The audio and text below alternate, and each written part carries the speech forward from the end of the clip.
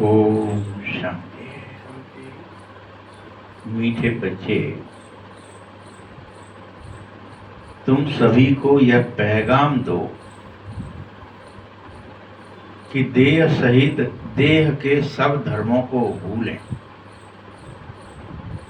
सबको ये पैगाम दो, सभी मनुष्य, सभी आत्माएं देह सहित देह के सब धर्मों को भूलें, अपने को आत्मा समझें,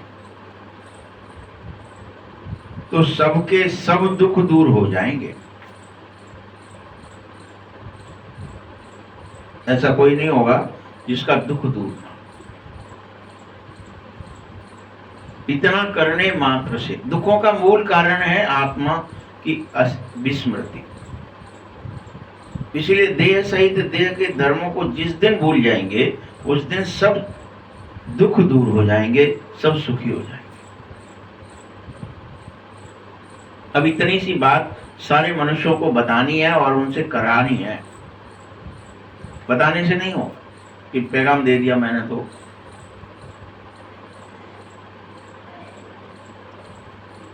प्रश्न है, तुम बच्चों को किस बात में फॉलो फादर करना चाहिए? किस बात में? उत्तर है, जैसे इस ब्रह्मा ने अपना सब कुछ ईश्वर को अर्पित कर दिया था और ये पूरी तरह ट्रस्टी बन गया था, ऐसे तुम सब बच्चे भी इस बात में इसको फॉलो करो, ट्रस्टी बनकर रहो।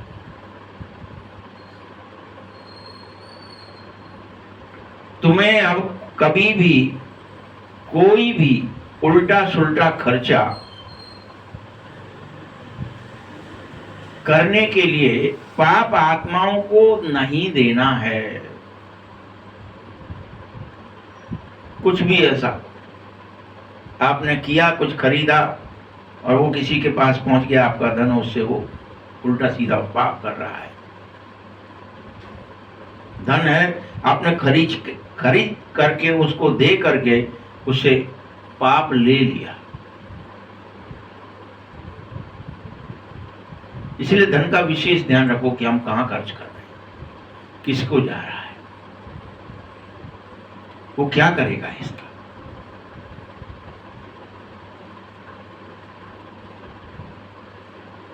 तुम सभी बच्चों अपना सर्वस्व ईश्वर सेवा में लगाओ और पूरे दृष्टि बनो।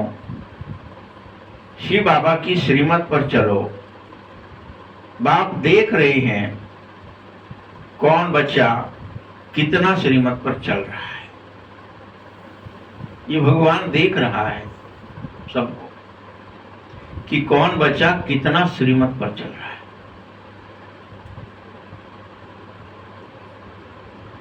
गीत है, तू प्यार का सागर है। ओम शांति। बच्चों ने गीत सुना, कहते हैं बाबा हम कहां से आए, कब आए और वापस जाने की राह क्यों भूल गए हैं और कैसे भूल गए।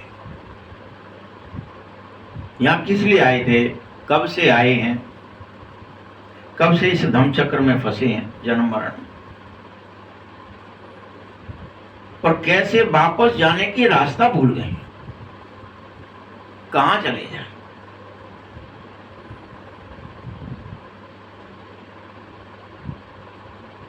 ये ड्रामा कानों से समझा दीजिए।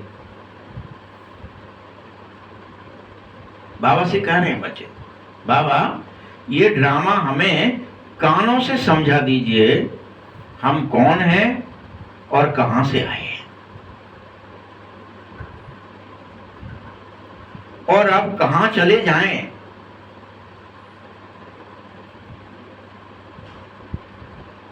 ज्ञान की एक बूंद तो कम से कम दे दो।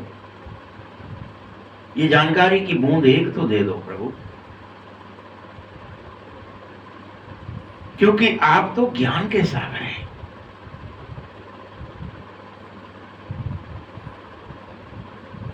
अभी तुम बच्चे ये जानो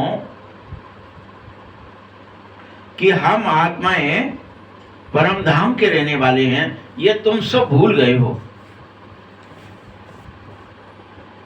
सबके सब भूल गए।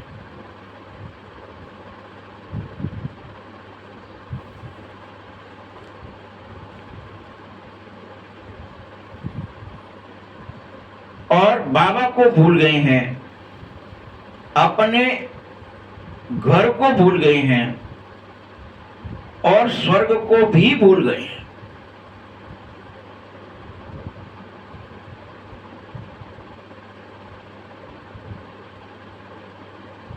स्वर्ग को भूलने की वजह से यहां आकर दुखी हो गए हैं, नरक में आ गए, दुखी हो गए।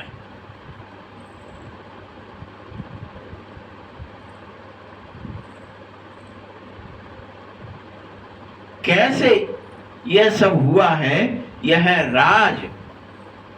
हे प्रभु, कानों में सुनाओ।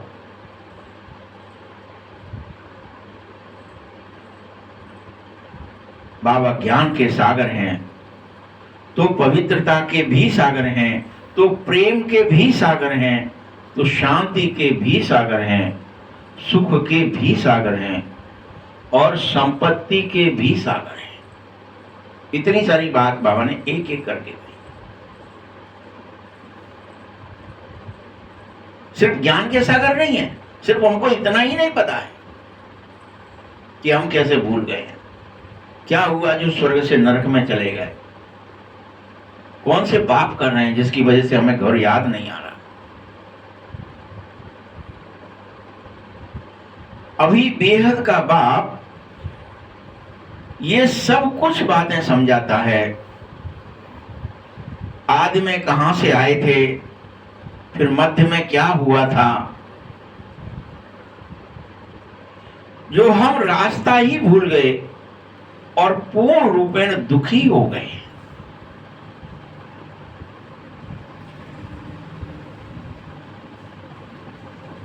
फिर अब बाप को कहते हैं, हे प्रभु, हमको रास्ता बताओ। हे बाबा, हमको रास्ता बता कि हम शांति धाम में चले जाएं या अपने सुख धाम में आ जाएं और सुखी हो जाएं।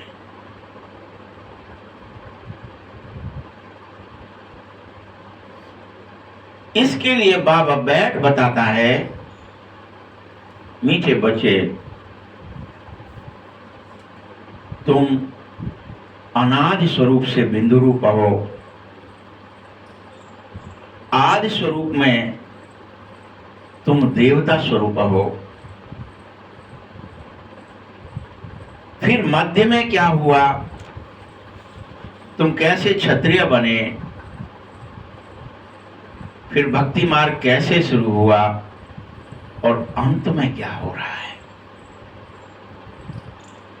क्यों सर्वत्र दुख ही दुख है। यह आदि मध्य अंत का राज अब तुम्हारे बुद्धि में बैठ जाना चाहिए और तुम पूरा ट्रस्टी बनकर हर हालत में स्वयं को आत्मा समझकर अपने सब दुख दूर करना सीख लो।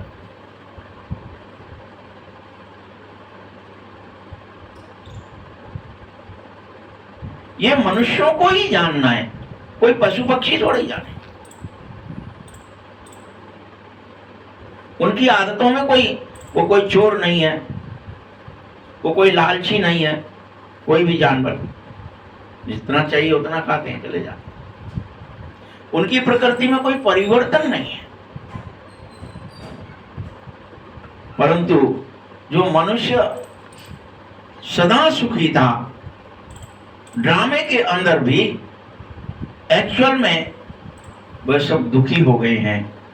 तुम एक्टर हैं यह भी भूल गए हैं कि हम ये सब एक्टिंग कर रहे हैं। बच्चे, तुम यह जानो कि हम आत्माएं निराकारी शांति धाम से आए हैं। वहां साइलेंस ही साइलेंस था, शांति ही शांति थी। फिर यहां टॉकी धाम में आ गए हैं। यहां बातें ही बातें हैं, बोल ही बोल है, ध्वनियां ही ध्वनियां हैं।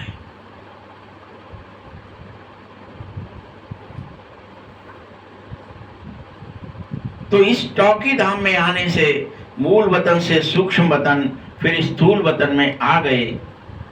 फिर मूल वतन से आत्माएं जब आई है तो शरीर मिला और शरीर धारण करके एक्टिंग करने लगे, पाठ बजाने लगे।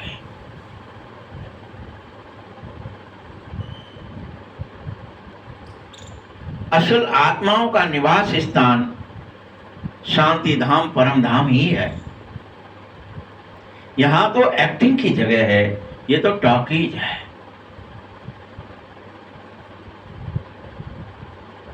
परंतु यह बातें दुनिया में सब लोग भूल चुके हैं कि हमारा घर है कहीं जहां हम रहते हैं, जहां हमारा बाकायदा एक स्थान है फिक्स।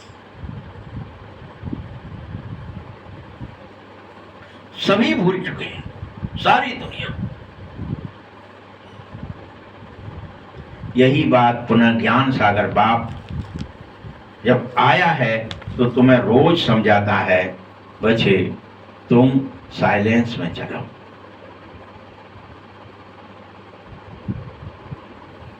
अभी फिर समझा रहा हूं, और इस समझाइश को ज्ञान कहा जाता है, और मुझे ज्ञान का सागर कहा जाता है।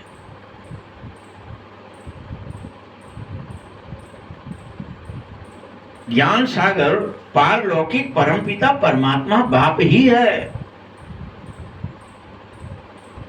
मनुष्यों को ज्ञान सागर नहीं कहा जाएगा, परमात्मा नहीं कहा जाएगा। यह महिमा सिर्फ और सिर्फ एक बाप की गाई जाती है।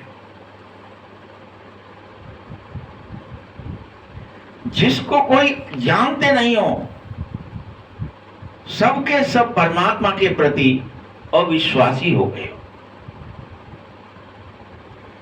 वस्तुओं का इतना सारा ज्ञान है और वस्तुओं में, तत्वों में फंसे पड़े हो, परंतु मुझ बाप को कोई नहीं जानता है। बच्चे, अभी विनाश का समय आ गया है, और तुमसे मैं कह रहा हूं, फिर से सुन लो कि विनाश के समय में गायन भी है गीता में कि विनाश काले विपरीत बुद्धि विनाशयन्ति।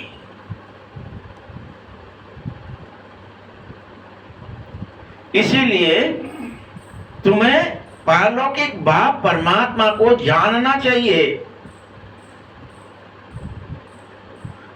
और उस पर विश्वास करना चाहिए, प्रीत लगानी चाहिए। विपरीत बुद्धि मत बनो, यूरोपवासी मत बनो। हम नहीं जानते भगवान।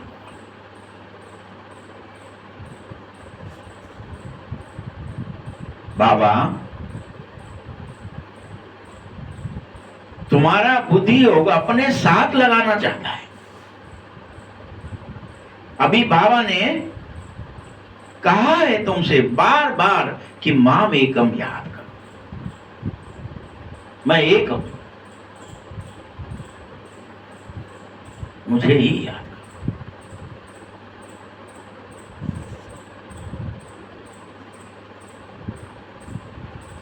तुम जो अभी समझ बैठे हो कि मैं मुसलमान हूं, मैं हिंदू हूं, मैं बौद्ध हूं, मैं क्रिश्चियन हूं, डॉट डॉट डॉट, ये जो सब समझते हो कि मैं तो ये हूं, ये सब देह के धर्म हैं बच्चे। ये हिंदू धर्म, ये मुस्लिम धर्म, ये देह के धर्म हैं, आत्मा के नहीं। ये बौद्धी, ये क्रिश्चियन देह के धर्म हैं। आत्मा तो आत्मा ही है।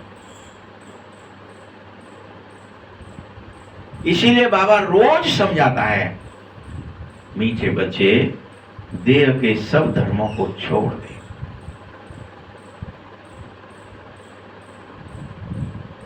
सब धर्मों को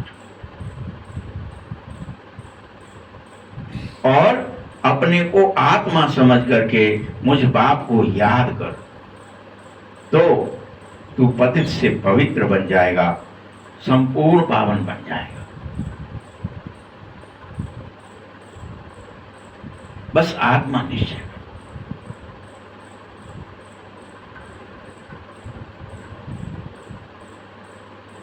बाप का सख्त आदेश है, मीठे बच्चे तुम इस देह को पूरी तरह भूल जाओ। ये अभ्यास करो दिन रात, और यह सबके लिए बाप का पैगाम है, किसी एक मनुष्य के लिए नहीं।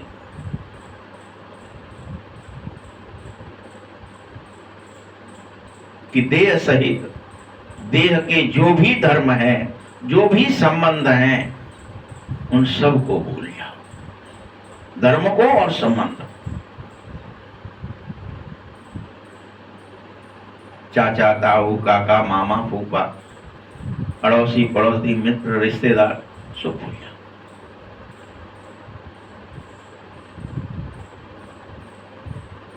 बस इतना ही याद रखो, मैं आत्मा हूं और हम सब एक बाप की संतानें, भाई भाई हैं, एक ही घर के रहने वाले हैं, परम धाम के, एक पिता की संतान। देह सहित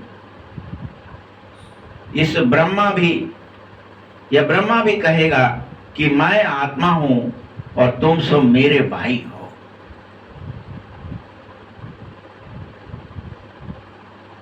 हम सब भाई हैं, ब्रह्मा हमारा भाई है। सभी आत्माएं, चाहे वो स्त्री हैं या पुरुष हैं, सब आत्मा रूप में भाई भाई हैं।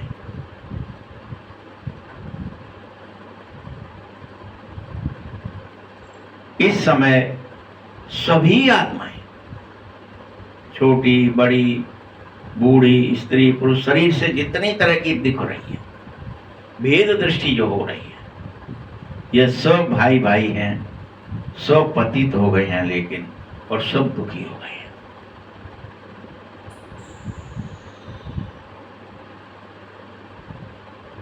उसका एक मूल कारण है दुख का, कि सब काम चिता पर चढ़ गए हैं और भस्म हो गए हैं। वहां तो उतना ही दिखाया कि इतने कितने हजार हैं, 60,000, 60,000, और सब के सब एक साथ भस्म हो गए। यहां तो बाबा क्या कह रहे हैं, सब के सब जितनी आत्माएं, स्त्री हैं या पुरुष हैं, बच्चे हैं या बूढ़े हैं, हिंदू हैं, मुसलमान हैं, कोई भी हैं, कैसे भी हैं, सिख हैं, ईसाई हैं, यहूदी हैं, पारसी, कुछ भी हैं, सबके सब काम चिता पर चढ़ करके भस्म हो गए हैं, कोई बचे नहीं। 60,000 की बात नहीं।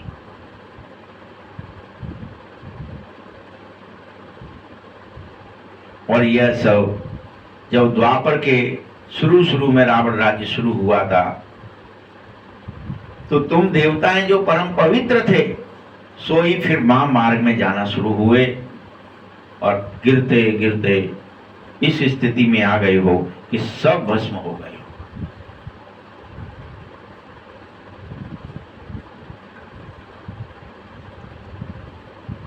और सिर्फ भस्म नहीं हुए, तुमने क्या किया, रावण राज्य में द्वापर से महामार्ग में तो आए, लेकिन फिर अन्य धर्म भी शुरू कर दिए। एक देवी देवता धर्म बढ़ता गया और अन्य धर्म में कन्वर्ट होते गए, देह के धर्म बना लिए और क्रियाओं में फंस गए। बच्चे, इस ड्रामे में आधा समय तुम पवित्र अवश्य रहते हो और फिर आधे में जरूर पतित बनना शुरू हो जाते हो। 21 जन्म यह तुम्हारे को संपूर्ण पृथ्वी पर भारतवर्ष होता है। जो 21 जन्म गाए गए हैं ये भारत के इसीलिए गाए गए, एक ही देश होता है, वसुधैव कुटुंब होता है।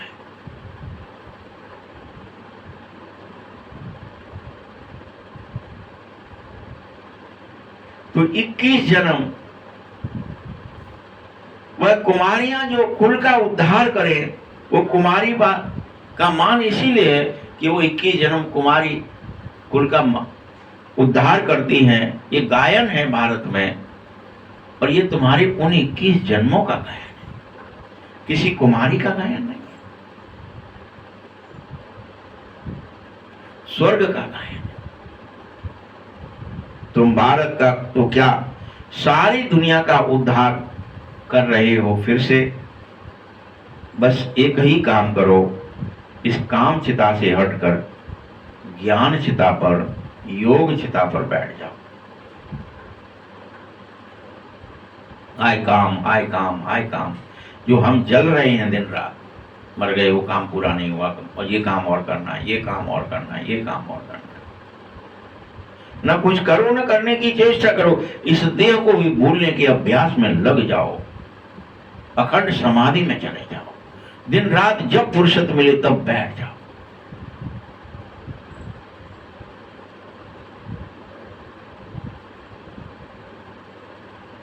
स्वयं का और सारी दुनिया का उद्धार कर सको इसी प्रोसेस। तुम जानो कि हम सब आत्माएं एक परम पिता परमात्मा शिव की संतानें हैं। चाहे वो कुमार हो, कुमारियां हो, कोई भी हो, ये नहीं कि ये है ये नहीं है, सब आत्माएं शिव बाबा की संतान हैं। इसीलिए सब भाई भाई हैं।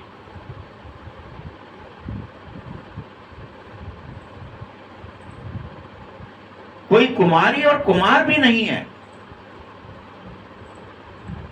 भाई बहन तो तब होंगे जब ब्रह्मा, प्रजापिता ब्रह्मा की औलाद बन जाएंगे, तो उस समय डायरेक्ट बाबा आत्म स्मृति में ना ले जाके पहले देह स्मृति में भी पवित्र बनाता है कि सब भाई बहन हो, सब पवित्र बनो।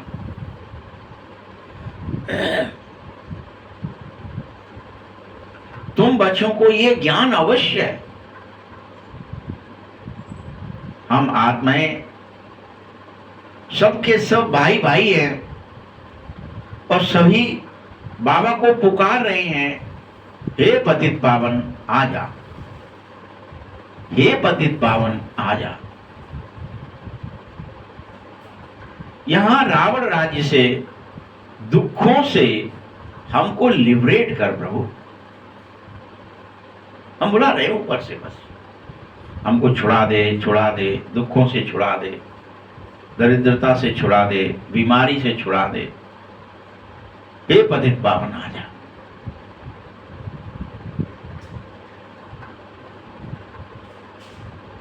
फिर हमें गाइड बन करके, हमारा गाइड बन हमको वापस ले चल प्रभु। हमारे दुख हर प्रभु, हमको सुख दे। अभी तुम ये समझो कि बरोबर शिव बाबा आए हुए हैं।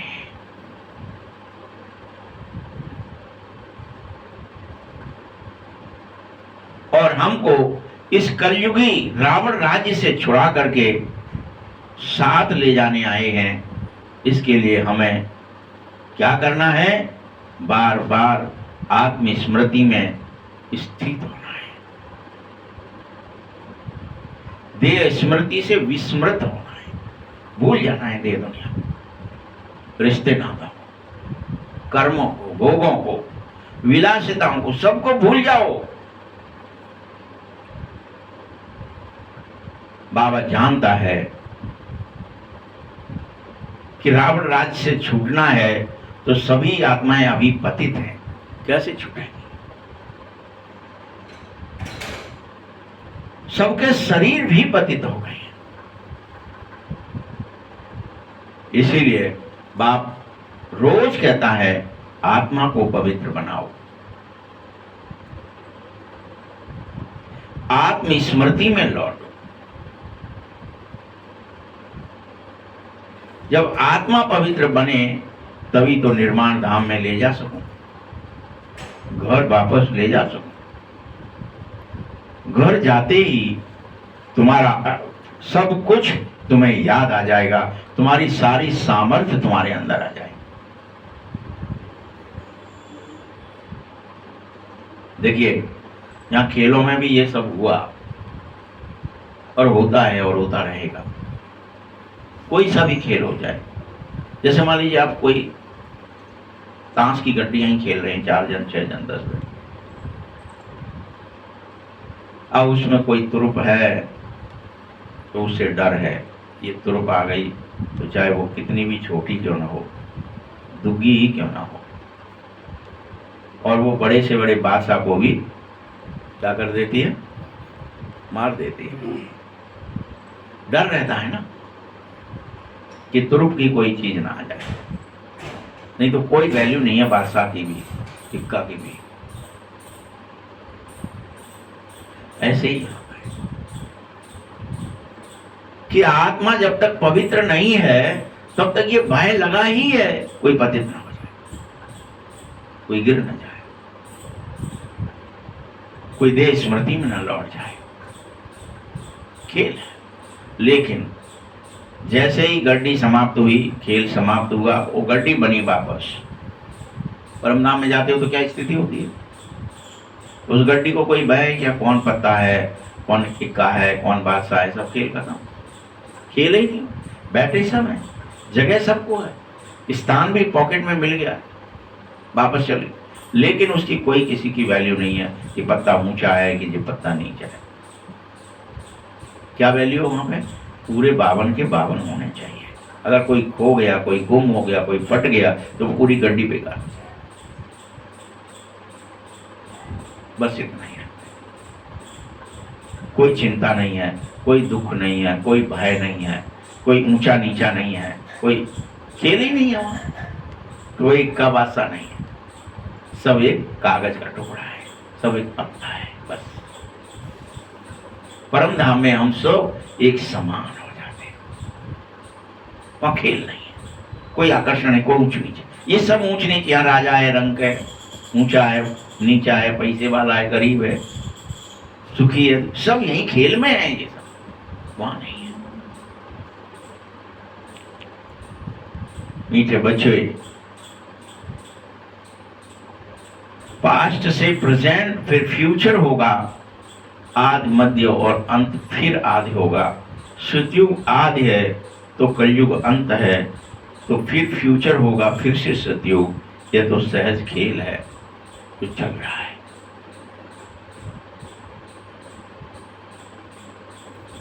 अच्छा, बीच में क्या हुआ? बीच में हम सब गिरे कैसे?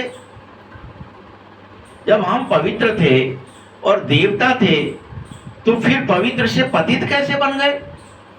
ऐसा क्या ही बीच में हो गया?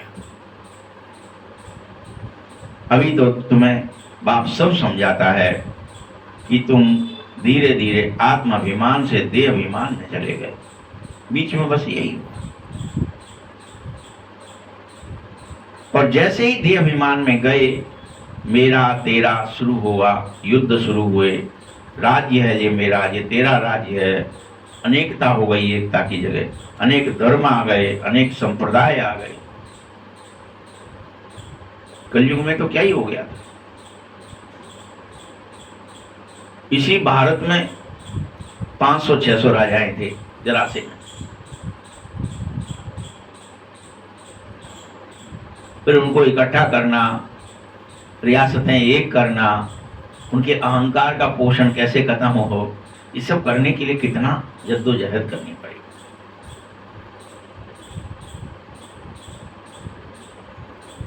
मीठे बच्चे, रावण राज्य जब शुरू होता है, जब पतित बनते हो तो बुद्धि से पतित बनते हो, शरीर से भी पतित बनते हो, हर प्रकार से पतित बनते हो, बुद्धिहीन हो जाते हो, ज्ञानहीन हो जाते हो, लड़ाई झगड़े इन सब में फंस जाते हो, देह अभिमान में इतने फंस जाते हो, ईर्ष्या द्वेष घृणा सब आ जाता है, क्लेश आ जाता है। अब फिर से तुमको भविष्य देवता बनाने आया हूं। इसमें डिफिकल्टी की कोई बात नहीं है कि तुम बनोगे कि नहीं, अवश्य बनोगे, परंतु बाप कहता है तुमको इस विषय सागर से पार जाना पड़ेगा, वही बन पाएगा। देवता तो बन जाओगे, शर्त है।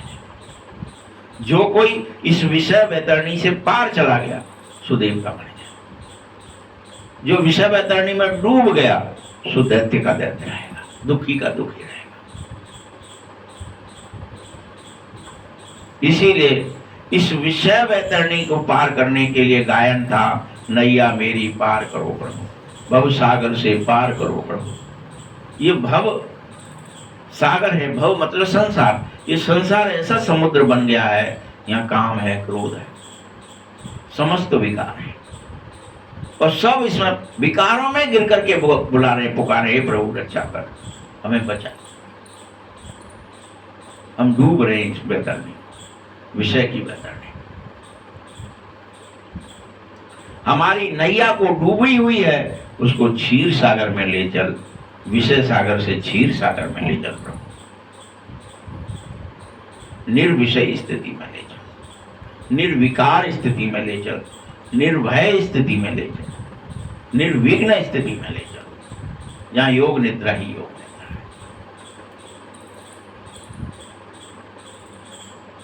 तो चलो क्षीर सागर। उसको खेवैया इसीलिए कह रही हो, बागवान इसीलिए कह रही हो, क्योंकि वह कांटों के जंगल में तुम पड़े हो, अब तुम्हें बगीचे में चाहिए जाना। कांटों के जंगल में चारों तरफ तुम्हारे अंदर कांटे चुभोए जा रहे हैं। घर परिवार मित्र संबंधी सब धोखेबाज, सब दगाबाज, सब दुख देने वाले हो गए, चुभने वाले हो गए, विषयी हो गए हैं, इसलिए चुभ ही रहे हैं 24 घंटे एक दूसरे में। बच्चे, तुमको फिर से फूलों के बागीचे में चलना होगा, देवता बनना होगा। देवताएं फूल समान होते हैं, किसी को दुख नहीं देते। यहाँ तो देवताओं को हमने ग्लानि करके लिख दिया है कहानियों में कि देवताओं ने बड़ा दुख दिया, इंद्र ने बड़ा दुख दिया। ये देवताएं नहीं करते कुछ। देवताएं तो बाबा कह रहे हैं कि वो फूल होते हैं, सुख ही दे सकते हैं, सुगंध ही दे सकते हैं, सहायता ही करते हैं एक दूसरे। अभी सब कांटे हो, एक दूसरे को दुख देते ही रहते हो, जाने और अनजाने। बच्चे, तुम्हें शायद तुम यह बात चूंकि भूल चुके हो कि हम देवता थे, तो ये भी भूल चुके हो कि देवता कभी किसी को दुख दे नहीं सकता है। यहाँ तो अपन सोचते देवता रूठ जाएंगे, देवताओं को नहीं मनाएंगे तो देवता खोर कर देंगे, देवता फलाना कर देंगे, जाने क्या क्या ठटकर्म करते हैं। देवताओं के मारे बड़ा भारी डरते। कहानियां भी लिख दी भागवत आदि में कि वो देवता की पूजा नहीं करी तो उसने वर्षा ऐसी कर दी कि प्रलय आ गई थी, ऐसे मेघ वर्षा दिए, ऐसा ये कर दिया, ऐसा ये कर दिया, कह करके घोर ग्लानि करी है। लेकिन भगवान कहते हैं देवता किसी को दुख देता ही नहीं है, वहां तो सुख ही दिया जाता है, सुख ही लिया जाता है, सब सुख ही सुख है। वह तो सिर्फ गायन है। यहाँ तुम प्रैक्टिकल सुनो।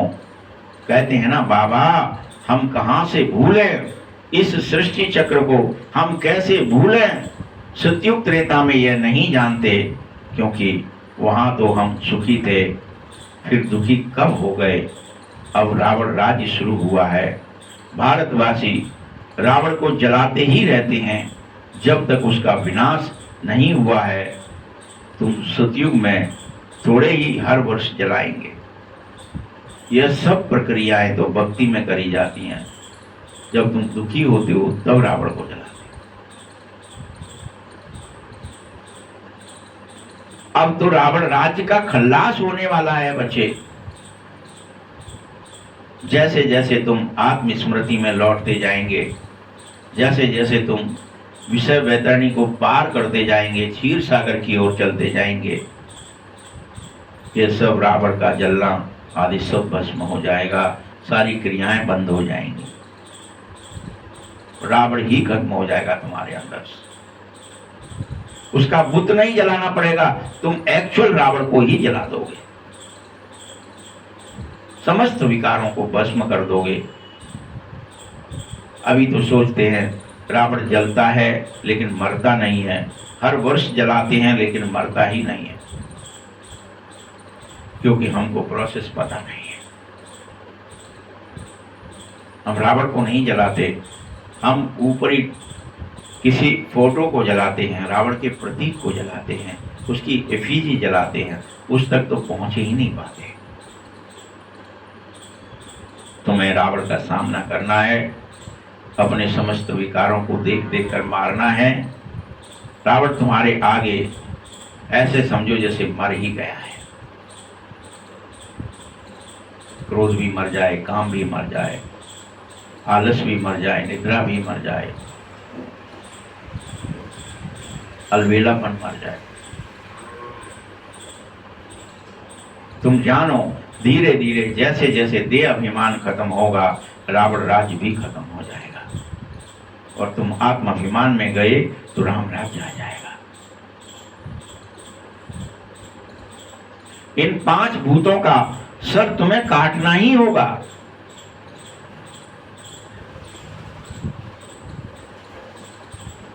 पहले पहले काम का सर काटते हो, क्योंकि काम ही महाशत्रु है। काम है, इसीलिए याद कैसे करें, काम है, बिजनेस है, धंधा है, बच्चे पालने हैं, फलाना करना है, ठिकाना करना है, कैसे बाबा को याद करें? अभी तो नहाना है, धोना है, खाना है, पीना है, सोना है, जगना है, अभी तो बहुत काम है, काम है, काम है, काम। इसलिए सबसे पहले काम को काट दो, काम का सर काटो, जो सर में काम है उसे काटो। काम महाशत्रु है। बाबा कहता है 5 भूतों पर विजय पाने से हर हालत में विश्व पर विजय प्राप्त कर सकोगे, ये बाप की गारंटी है। किसी और को नहीं मारना है, किसी और को नहीं काटना है, किसी देश पर हमला नहीं करना है, कोई बम नहीं फेंकनी है, बस अंदर से विकारों को मार देना और सुखी हो जाओ। और सब सुखी हो जाएंगे, जितनी आत्मा चाहे वो सब सुखी हो जाएंगे, जो जो आत्मस्मृति में लौट जाएंगे। मनुष्य तो खुद ही गलती करता रहता है और कहता रहता है मैं पतित हूं,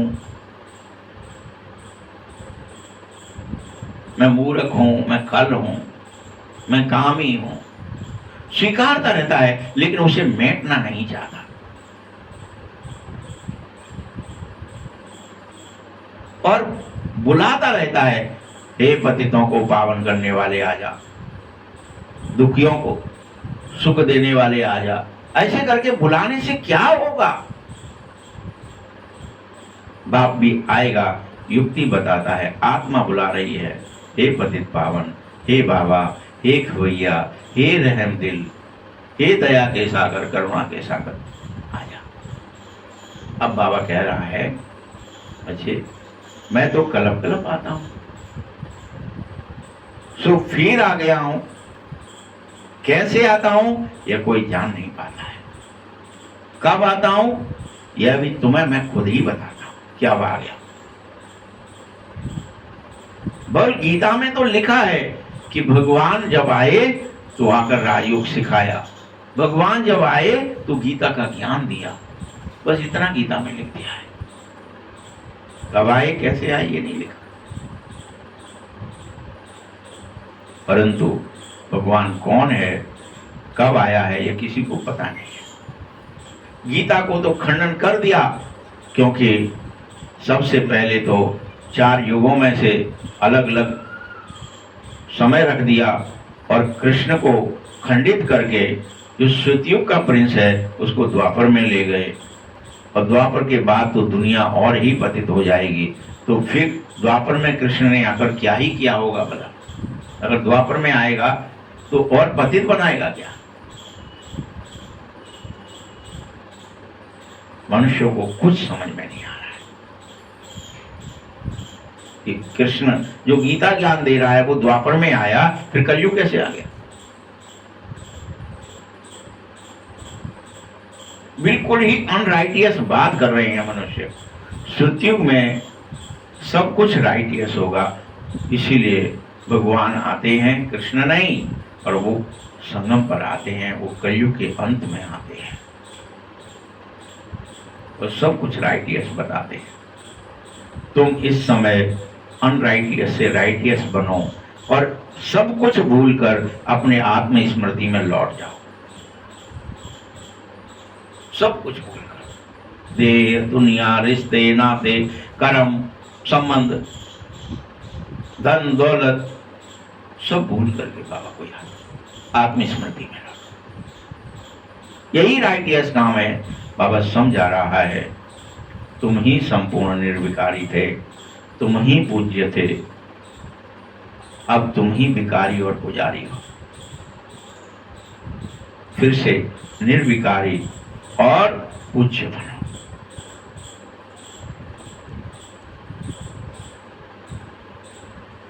आपे ही पूज्य, आपे ही पुजारी। तो पहले तुम पूज्य, फिर 21 जन्म तक पूज्य रहे, फिर तुम पुजारी बने। सतयुग के 8 जन्म, त्रेता के 12 जन्म तुमने ही लिए हैं, कोई और नहीं था। इसे तुम दृढ़ता से स्वीकारो कि नारायण हम ही थे, 8वें जन्म में हम थे, 12 वो जन्म जो हुए त्रेता के अंदर राम सीता के, उनमें हम थे वहां किसी न किसी को। सारा वसुदेव कुटुंब था।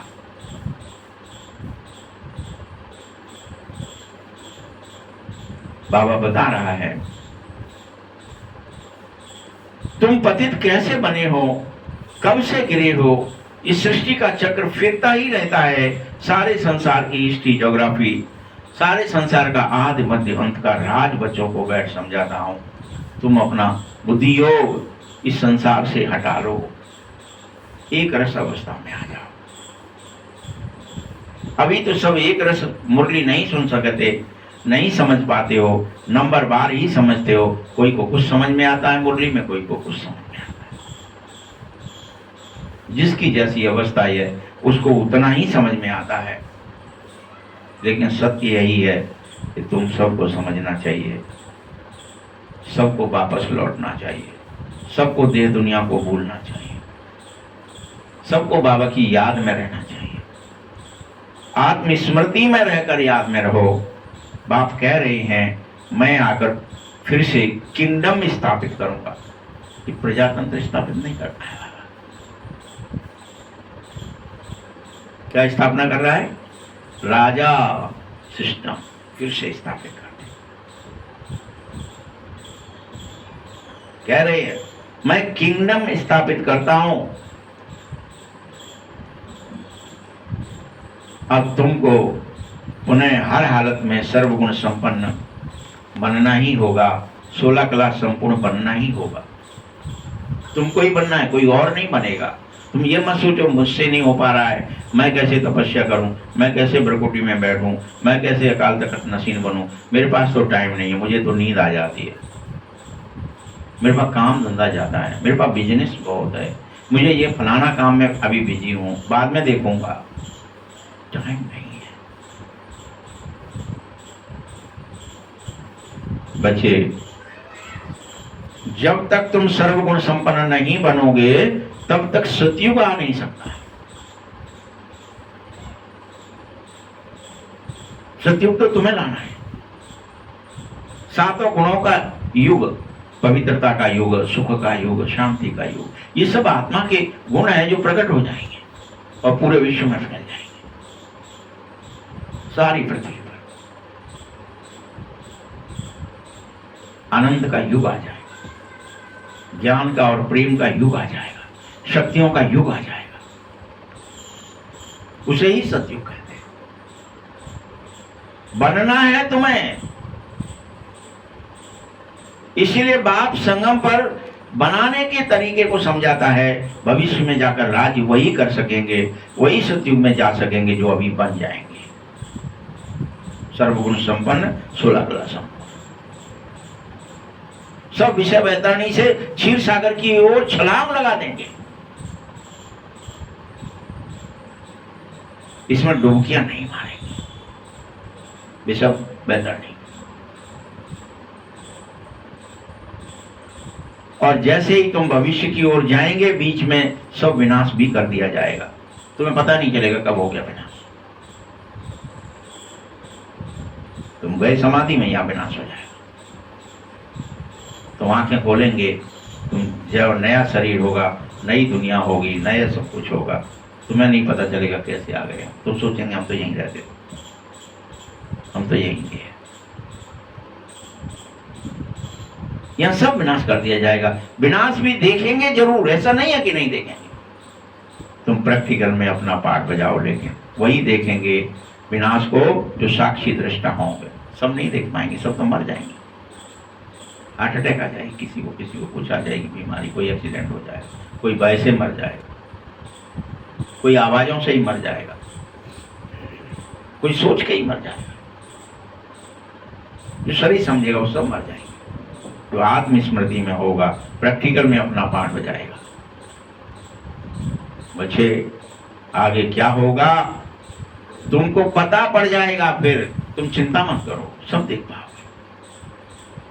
जो कल पहले हुआ है वही होगा, फिर कह रहा हूं तुमको टोटल बताया जा रहा है। स्थापना है, विनाश भी होना तय है, तो स्थापना तो कर लो, स्व में स्थित तो हो जाओ। विषय वैतरणी से छलांग तो लगा लो, क्षीर सागर की ओर तो चलो, इस पार से उस पार तो चलो। स्थापना होगी तो विनाश भी होगा। विनाश कैसे होगा वह तो जब होगा तब दिखेगा, अभी कैसे बताऊं? होगा तब दिखेगा, अभी से क्या ही बताऊं कैसे होगा। ऐसे होगा, ऐसे होगा, बाबा नहीं बताना चाह रहा, डराना नहीं चाह रहा, तुम्हें दुखी नहीं करना चाह रहा। दिव्य दृष्टि से विनाश भी देख सकोगे आगे चलकर, फिर प्रैक्टिकल में होगा। अभी दिव्य दृष्टि से अनेकों को दिखाया है, जैसे ब्रह्मा बाबा को साक्षात्कार हुआ वैसा साक्षात्कार फिर अनेकों को कराया गया। जिन्हें विश्वास नहीं था होगा कि नहीं होगा, उनको फिर दिखा, हाँ देखो हो रहा है।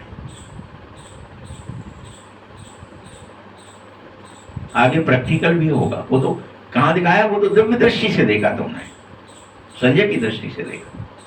लेकिन यहाँ एक्चुअल भी होगा, स्थापना का भी साक्षात्कार अभी दिव्य दृष्टि से किया है तुमने। ये कृष्ण है, झूला झूल रहा है, सुबीर रस हम पी रहे हैं, फलाना हो रहा है, ठिकाना हो रहा है, ये सब अभी तुमने दिव्य दृष्टि से देखा है, साक्षात्कार से देखा है। लेकिन यह स्थापना भी प्रैक्टिकल में होगी, कृष्ण प्रैक्टिकल में भी आएगा। बाकी ज्यादा ध्यान में मत जाओ, ये ठीक नहीं है। अनेक बच्चे हैं कि अभी साक्षात्कार में गए, बैकुंठ में दिखने लगा, डांस करने लग पड़ते हैं। हम तो बैकुंठ में कृष्ण के संग डांस कर रहे हैं। न ज्ञान है न योग है। ऐसे ज्यादा ध्यान में जाने से, उस नकली नशे में जाने से, साक्षात्कार में जाने से दोनों से वंचित हो जाओगे, ज्ञान से भी और योग से।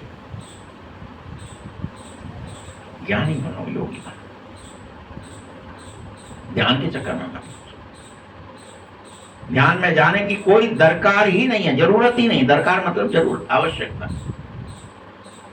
ये तो भोग सिर्फ लगाया जा रहा है। तुम ब्राह्मण वहां जाते हो, लेकिन अभी वैसा भी नहीं हो पा रहा है। देवताएं और ब्राह्मणों की महफिल लगी हुई है। अभी कोई देवता की तरफ चल रहा है, कोई ब्राह्मण रह रहा है, महफिल है ये। कोई किसी स्थिति में, कोई किसी स्थिति में, तुम मैं भी। तुम पियर घर में बैठे हो, तुमको लायक बनना है, ससुर घर जाना है, विष्णुपुरी में जाना है। कन्या की जब सगाई करते हैं तो उसको समझाया जाता है, बच्चे ससुराल जा रही हो तो कैसे चलना है, कैसे प्यार से बातें करनी है, कैसे क्या खाना है, कितना बोलना है, किसी से झगड़ा नहीं करना है, आदि आदि ये सब बातें उसके माँ बाप उसे समझा देते हैं, इस सखियां समझा देती हैं। बाबा कहते हैं तुम्हें भी मैं समझाता हूं कि विष्णुपुरी जाना है तो सर्वगुण संपन्न, 16 कला संपूर्ण, संपूर्ण निर्विकारी, मर्यादा पुरुषोत्तम, संपूर्ण अहिंसक अभी यहीं बनो, अभी बनो। ससुराल घर जाकर नहीं, अभी सीख लो। विष्णुपुरी में जाकर कुछ नहीं सीख सकते, वहां पढ़ाई है ही नहीं। वहां स्वर्ग में तो लड़ाई झगड़े कुछ नहीं होते हैं, कोई द्वैत ही नहीं होता, द्वैत होता है वहां सब में एकता होती है, सब में भाईचारा होता है। वहां की एक्टिंग तुम्हारी अपनी अपनी खुल जाती है। अभी तुम विष्णुपुरी अर्थात ससुर घर जाने की पूरी तैयारियां करो, वहां है महान वैष्णव बनना। अभी तुम्हें वह वैष्णव बनना होगा, उस जैसा वैष्णव इस सृष्टि पर कोई होता ही नहीं है।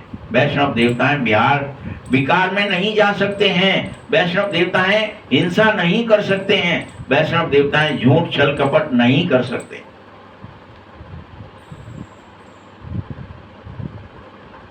कहा जाता है अहिंसा परमो देवी देवता धर्म, अहिंसा परमो धर्म लिख दिया, बस देवी देवता हटा दिया उसमें से। अहिंसा परमो देवी देवता धर्म, देवी देवता का धर्म है अहिंसा, ये परम धर्म है, वहां होती नहीं है हिंसा। तुमको इस पियर घर से ससुर घर जाने की पूरी तैयारियां रोज करनी चाहिए। तुमको विष्णुपुरी जाना ही है। पियर घर से थोड़े ही पियर घर में बैठे रहोगे, बदलो अपने स्वभाव और संस्कारों को बदलो, कर्मों को बदलो, बोलों को बदलो। जानते हो ना वहां बहुत सुख होगा। जैसे शादी से पहले कन्या फटा हुआ कपड़ा पहनती है, उसको बनवाह कहते हैं, फिर पास हो जाती है, उसकी शादी हो जाती है, तो फिर क्या ही होता है, वो सोचती है कि वहां जाके मुझे बहुत गहने और अच्छे अच्छे वस्त्र मिलेंगे। बच्चे तुम्हारे पास अभी क्या है, कुछ भी तो नहीं है, ये तो टिक्कर भीतर हैं। यहाँ तुमको कोई भी जेवर आदि भी नहीं पहनना है, उसकी जरूरत ही नहीं है। माताओं बहनों को बाबा समझा रहा है, कुछ भी जेवर नहीं पहनना है। पहले तो मम्मा जो है घड़ी नहीं पहनने देती थी किसी को, कोई ने भी घड़ी पहनी तो उसको बाहर मतलब हटा देते। तुम तो देह अभिमान में जा रहे हो, आत्माभिमानी बनो, आत्म समझो। ये देह के चक्कर में फंसी क्यों गए, कैसा है क्या है। परंतु कहते हैं गृहस्थ में रहना है, शादी आदि में जाना पड़ेगा तो जेवर आदि को पहनते थे, लेकिन बाबा कहता है कोई बात नहीं है, अगर तुम जेवर भी पहनना है, किसी शादी में जाना पड़ रहा है तो मना ही नहीं करना हो, नहीं तो लोग कहेंगे विधवा है शायद ये इसलिए जेवर नहीं पहनते हैं। लेकिन नाम बदनाम बाबा का नहीं करना है। नाम बदनाम तब होगा जब बाबा कहता है जब तुमने पहना और स्वयं को आत्मा न समझ करके बाबा को याद नहीं किया और किसी भी विकार दृष्टि से कोई कर्म कर बैठे, इसके लिए मना कर। शादी में गए, हंसी मजाक में फंस गए, विकृत दृष्टि करने लगे दूसरों के ऊपर, बल जाओ। लेकिन यह मंत्र सदा याद रखना कि मैं आत्मा हूं, मुझे तो बाबा को याद करना तो जा सकते, छूट है। यह परीक्षा खुद की ले लो, खुद ही, कि हम याद में रह पाते हैं कि नहीं रह पाते हैं। एक बार गए, अगर नहीं रह पाए तो मत जाओ दोबारा, खुद की परीक्षा बाबा थोड़ी लेगा तुम्हारी सबकी परीक्षा, खुद अपनी परीक्षा। यहां हम आए हैं बाबा के डायरेक्शन से आए हैं, यही समझ के जाना। तुम शादी में जा रहे हो तो बाबा का डायरेक्शन है कि वहां समझाने जाना है, वहां लोगों को बदलने जाना है, वहां दृष्टि वृत्ति स्मृति में रखना है, उनके साथ भी तोड़ निभाना है। परंतु ये बात जरूर याद रखना, हथ काटे दिल यारे, भले हाथों से काम करना लेकिन दिल मेरे पास ही रखना, किसी और को नहीं देना है। तो समझेंगे ये तो बहुत मजबूत है। जेवर आदि पहन शादी पर जा सकते हो, इकट्ठे रहना लेकिन महावीर बनना। सन्यासियों को भी दिखाते हैं ना कि गुरु ने एक सन्यासी को वैश्या के पास भेज दिया। ऐसी कहानियां हैं जो बाबा ने सिर्फ संक्षेप में इतना कहकर के छोड़ दी। कहानी आपको भी पता है कि वैश्या कह रही है कि नहीं जाना ही है, साधु ने कह दिया ठीक है चला जा। वो वैश्या मुझे बुला रही है, उनके चला जा, तेरा कल अंतिम दिन है, कल तुम मर जाएगा या तेरा सर काट दिया जाएगा। और रात भर वो कमरे में तो बंद है लेकिन क्या ही कर रहा है, आंखें भी नहीं खोल रहा है, सवेरे मरना है, प्रभु बचाओगे सभी करके, हे भगवान, हे गुरुदेव, हे फलाने। ऐसी कहानी लिखी है। ऐसे ही सर्प के पास भेज दिया, ऐसी भी एक कहानी है। तो जो बहादुरी से तुम जाओ, जिससे तुम्हें भय लग रहा है उसका सामना करो। सांप से भय लग रहा है, सांप के पास बिठाते थे जानबूझ के साधु सन्यासी, जाओ वहां बैठो, देखिए कैसे काटता है। महावीर इसीलिए कहते थे बाबा की याद में रहोगे तो कोई कर्मेंद्रियां चंचल नहीं होंगी, कोई डसेंगी नहीं तुम्हें, कोई डंक नहीं मारेगा। ये कर्मेंद्रियां ही सांप है। बाबा को भूल गए तो तुरंत कर्मेंद्रियां चंचल हो जाएंगी, तुम्हारा चित्त चंचल हो जाएगा, तुम्हारी बुद्धि चंचल हो जाएगी, तुम्हारा मन चंचल हो जाएगा।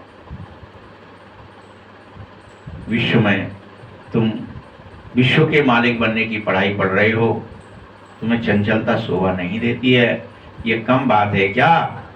सन्यासी इन बातों को नहीं जान पाएंगे बेचारे। शास्त्रों में बल कुछ भी बातें लिखी हों, परंतु खंडन कर दिया बाबा ने। भगवान उवाच, मैं तुमको राजयोग सिखा रहा हूं, तुम इसे सीखो, हर हालत में देह और दुनिया को भूलने का अभ्यास करो।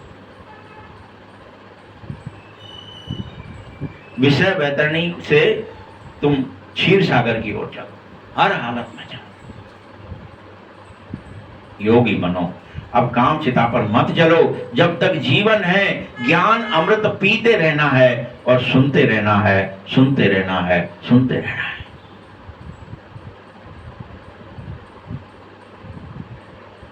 राजधानी की स्थापना हो रही है, तुम बच्चों को घड़ी घड़ी शिक्षा दी जा रही है। एक बाबा को ही याद करो, दैवीय लक्षण सीखो, कोई भी विकर्म में ना जाओ।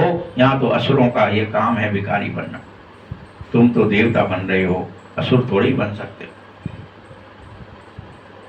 इसलिए देवता ही गुण धारण करो। सबसे बड़ा जो है वो काम का कांटा है, ये अनेक जन्मों से आदत पड़ी हुई है, इसीलिए घड़ी घड़ी माया चमाट मार देती है और काम में गिर जाते हो। तुम्हें काम घेर लेता है, कोई काम याद आ जाता है, पढ़े पढ़े भी याद आ रहा है, बैठे बैठे भी, योग में बैठे भी याद आ रहा है, काम धंधा, इससे बात उससे बात नहीं करनी है, नहीं करना है, नहीं चमाट खानी है। थप्पड़ खा देती माया, थप्पड़ मार देती है अंदर ही अंदर। किसी को दिख भी नहीं रहा लेकिन खा रहे, विकार याद आ रहे हैं, कोई चीज याद आ रही। तुम गायन है हास्यवत सुनंती कथंती और भागंती हो जाते हो, विपरीत बुद्धि हो जाते हो। तुम एक बाप के बने हो, अब माया के मत बनो। आश्चर्यवत सुनंती थे, कथंती भी थे, तो अब भागंती मत बनो। कहते हैं यह सब ईश्वर का दिया हुआ है, तो फिर तुम ट्रस्टी बन जाओ ना ईश्वर का है तो। श्रीमत पर चलो ना। बाबा भी देखता है हमको सब कुछ अर्पण कर, फिर हमारी श्रीमत कैसे चले। कोई उल्टा सुल्टा खर्चा करोगे तो, और वह खर्चा जो तुमने उल्टा सुल्टा किया वह पाप आत्माओं को दे दिया। शुरू में ब्रह्मा ने ट्रस्टी होकर दिखाया था, सब कुछ ईश्वर अर्पित कर खुद को ट्रस्टी बना लिया था, बस किसी को भी कुछ नहीं दिया था। ईश्वर के अर्थ किया था तो ईश्वर के काम में ही लगाना था, ईश्वर के लिए ही करना था। शरीर निर्वाह भी तो होता था ना, जो कुछ था सब समर्पित कर दिया था, सेवा में लगा दिया था। इसको देख करके फिर दूसरों ने भी ये काम किए, इसको देख करके भट्टी बनी धीरे धीरे। तो भट्टी नहीं बनती तो इतने सारे बच्चे तुम होशियार कैसे होते, ये ज्ञान घर घर कैसे पहुंचता, सेवा कैसे होती। पाकिस्तान में सीखे थे, फिर यहाँ आकर के सीखे, जब समझने लगे कि लायक बन गए हैं, 14 वर्षों तक समझाता रहा बाबा, फिर बाहर निकाला। तब तक किसी को बाहर भेजा ही नहीं, रिश्ते नातों के पास किसी की याद में किसी को बुलाओ, किसी को ज्ञान समझाओ, किसी को भर्ती करो, कुछ नहीं करा था। सिर्फ बैठो बैठो, दृढ़ हो जाओ, पहले आत्मस्मृति। अभी तो देखो प्रदर्शनी आदि कितनी करते हो, बड़े बड़ों को निमंत्रण देने लगे हो। इस ज्ञान यज्ञ में विघ्न भी बहुत आ रहे हैं। तुम्हें विघ्नों से डरना नहीं चाहिए, अत्याचारों से डरना नहीं चाहिए। अबलाओं पर कितने अत्याचार होते, बाप का सख्त आदेश है, योग बल से सबको समझाना है, डरना नहीं है। योगी बनो, योग का बल धारण करो। भगवान बाप के भी बच्चे बनो, फिर बाप को क्यों भूल गए, माया के क्यों बन गए। यह भी हार जीत की कुश्ती है, परंतु बॉक्सिंग माफिक होनी चाहिए। माया घूंसा मारती है तो फां हो जाते हो, तुम्हें भी माया को घूंसा मारना है और माया को फां कर देना है। बाबा कहता है माया से कभी हारो मत, उसको पटक दो, पवित्र रहो। विश्व के मालिक बनना है ना, इसलिए कितनी बड़ी आमदनी हो जाएगी, तुम्हें अभी विश्वास नहीं हो रहा है। अगर पूरा पुरुषार्थ नहीं करोगे तो याद रखना बाप कुछ नहीं कर पाएगा, दास दासी बनना पड़ेगा। पुरुषार्थ पूरा करो। राजधानी सारी यहाँ की ही होगी, स्थापना होगी। ज्ञान में आए हो तो बन जाओगे भी भले, लेकिन दास दासी बन। इसलिए पूरा पुरुषार्थ करो नारायण बनने का। अच्छा, मीठे मीठे सकीलते बच्चों प्रति माता पिता बाप दादा का याद प्यार और गुड मॉर्निंग।